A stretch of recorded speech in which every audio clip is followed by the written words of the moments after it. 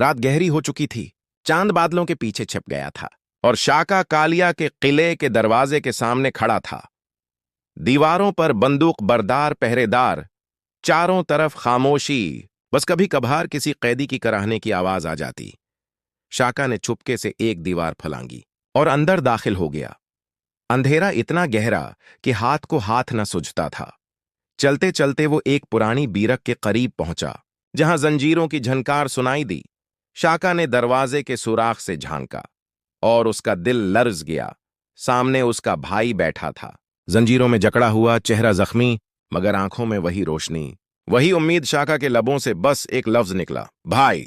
अचानक पीछे से किसी ने बंदूक का बट उसके सर पर मारा। शाका जमीन पर गिरा और एक भारी आवाज गूंजी, तो वही है ना जो कालिया को लिलकार रहा है। आंखों के सामने अंधेरा छा गया। बस कालिया की हंसी सुनाई दी, हाँ हाँ हाँ शाका, अब खेल मेरे किले में होगा।